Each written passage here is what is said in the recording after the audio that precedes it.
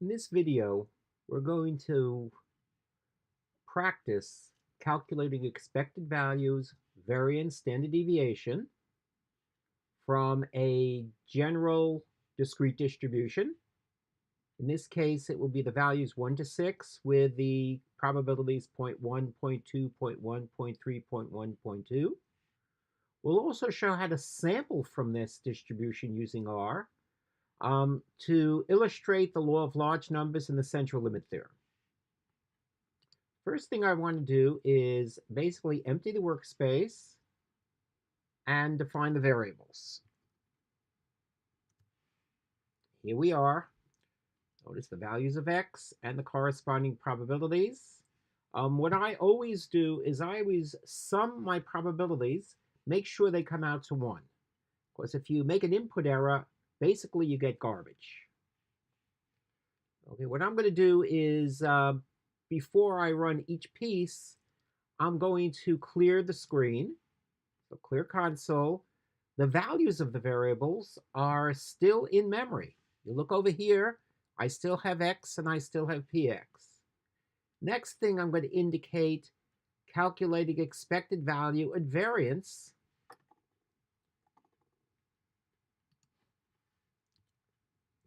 of x using R, and let's see what we do. First of all, remember that the expected value is the sum of each individual x value times the corresponding probability. Now what R does is when you multiply two vectors of the same length together, it gives you a vector and the corresponding elements are element by element multiples of the elements of the original vectors. So notice x times px, I have 0.1, which is the first x value times the first px value, 0.4, the second x value times the px value, etc. By definition, the expected value of x is just the sum of these, and that's what this indicates here. So I'm defining E as the sum of x times px, and I get 3.7 as the expected value. Variance is sort of the same thing. Remember, to calculate variance, we subtract the expected value, which we've just calculated, from each value of x. Remember, x will do element by element subtraction, or it will subtract E from each value of x if E is a constant. Square those results, and then for the variance, I have to multiply each of those by the corresponding probability. That's what this does in the parentheses. Sum them up, and I get variance, which is 2.61. Square root of variance is the standard deviation.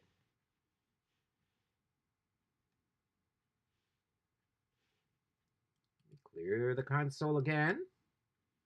Next thing I want to do is calculate the cumulative distribution function. R makes this really extremely simple because it has a function built in called cum_sum. So cum_sum of px basically keeps running totals. If you look over here, notice here's px and here's the CDFX, which is the cum_sum. It's actually the cumulative distribution function. Notice the second value is the px1 and px2. The third value, add the px3 to that. The fourth value, add the px4 to that. The fifth value, add the px5 to that. And the sixth value, add the px6 to that. The last value will always be 1. And you'll notice that the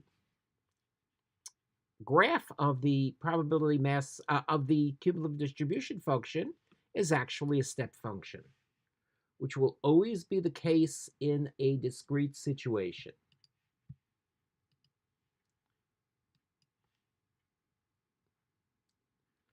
Now that I have my distribution, R has a really nice function sample, which lets me generate samples from this.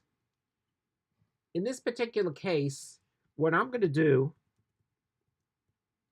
is I'm going to take a sample of size 100 from this, and we'll talk about how we did that. Here's the command. It says sample from x 100 times.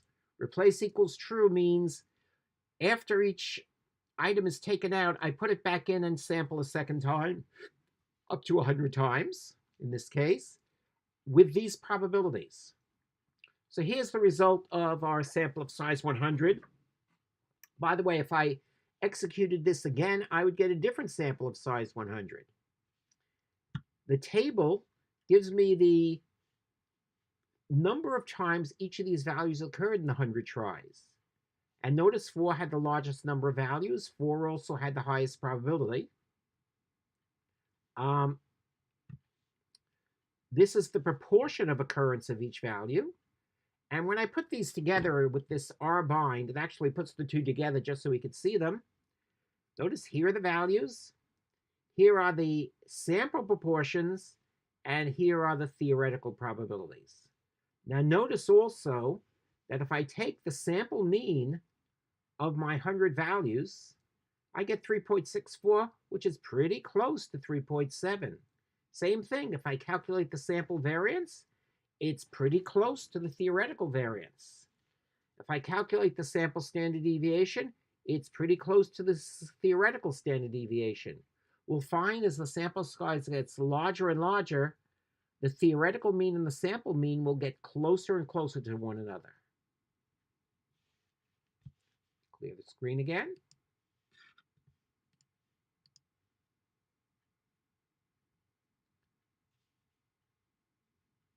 So let's indicate this.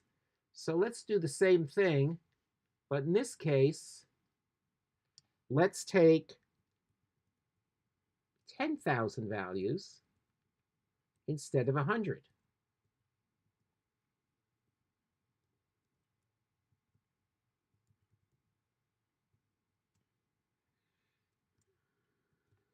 Let's see what happens. Out of the 10,000 value, here's the number of occurrences of 1, 2, 3, 4, 5, 6. I divide by 10,000.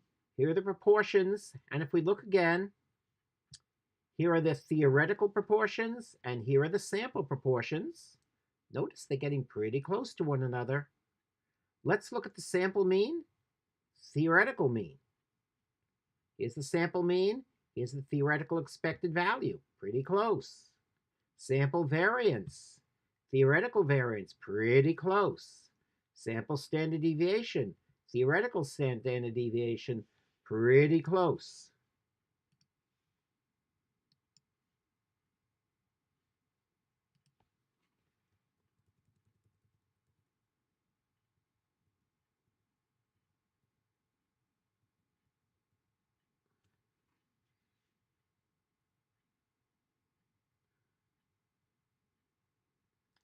The fact that these are getting closer and closer to one another is sometimes called the law of large numbers.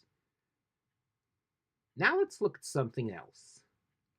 In this case, we're going to actually take a sample of size 100, find the mean, and then do it many, many, many times.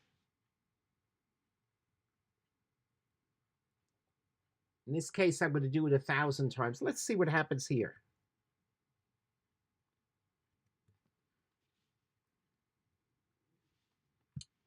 So what this replicate command does is it does this thing on the right 1,000 times. It puts it in a vector, which we're going to call rep. Now notice what's happening 1,000 times is we're taking a sample of size 100 from x, with probability px, finding its mean, and we're sticking it into rep.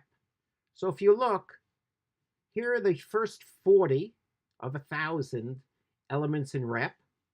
Didn't want to put them all on the screen because they would take many, many, many screens. And you'll notice this is the mean. Remember 3.61 or 3.7, I think, was the expected value. So let's look. The mean of the 1,000 means is 3.69. That's pretty close to the 3.7.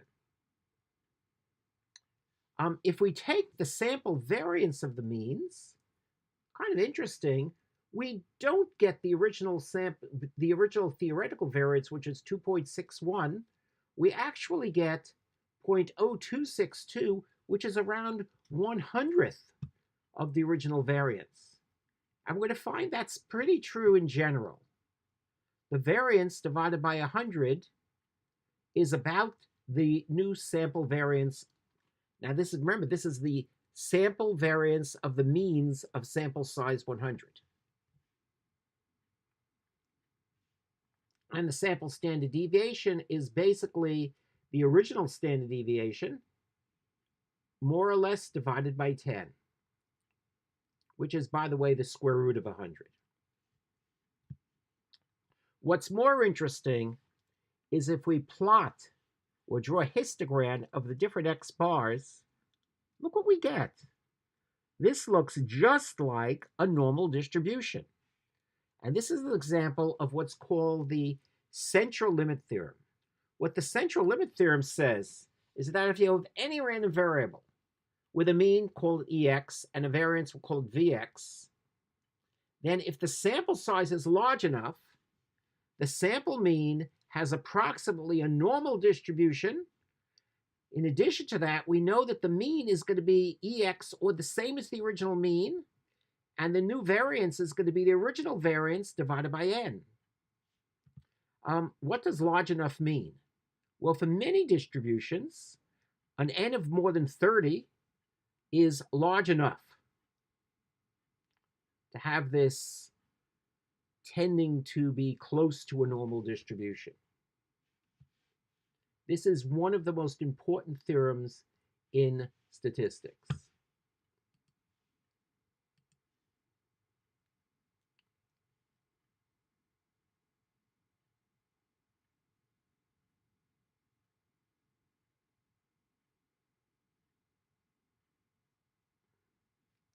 Now what we're going to do is we're going to solve a simple binomial problem, and that's going to sort of help us illustrate how we could use the above. So let's solve this pretty simply.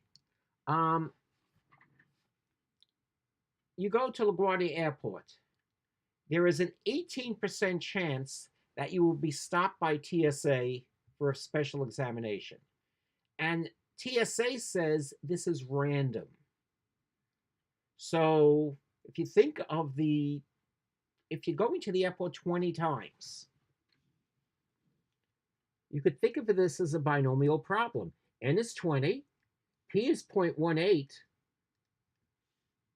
because TSA is doing this randomly with the same probability for each person. Out of the 20 times, what's the probability of stop 3 or fewer times? It's pretty simple. Because the binomial is a built-in distribution, here's the cumulative distribution function for the binomial. And we see that the probability of 3 or fewer is 0.502, just around a half. What if we wanted to find the expected value of this binomial? Well, dbinom gives you the individual probabilities, the px. The x for 20 tries, you can be examined between 0 and 20 times. And remember, sum of x times px, you got 3.6. It's kind of interesting. If you have a built-in distribution, somebody has worked out a theoretical way of finding the expected value. For the binomial, the expected value is n times p. In this case, 20 times 0.18. Notice 20 times 0.8 is the same 3.6 we had doing this the long way. So if we know we have a binomial, we don't have to do this difficult expected value computation. You could just use the n times p formula.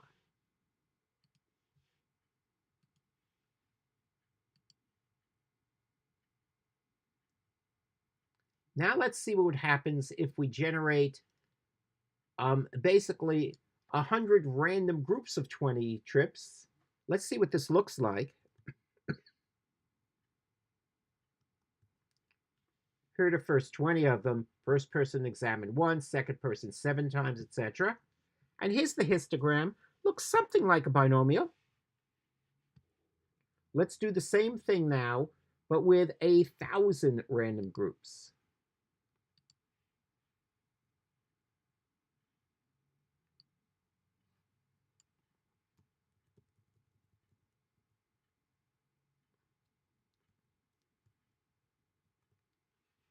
Let's see what happened. Here are the first 20 of them. Here's the histogram.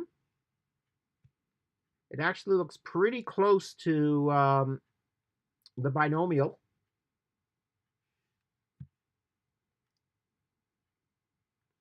Here are the number of times 0 to 20 successes occurred in 1,000 repetitions. Notice we didn't have any more than 10 occurring on any of these.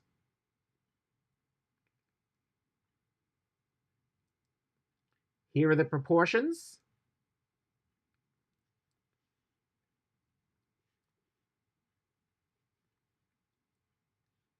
And here is a little table. Notice the proportions. These are the actual proportions. These are the theoretical proportions. And they are pretty close to one another, especially in the middle over here.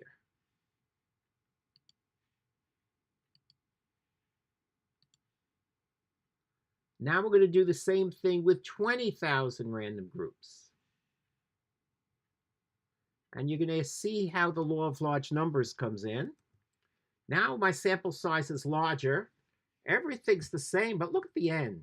Look how close the sample proportions are to the theoretical proportions. And here's our histogram again. And my last line here is just going to superimpose the theoretical expected frequencies with the actual sample histogram. Notice it is pretty close. And this is how we can actually use R to examine a discrete distribution if we have the possible values and the probabilities.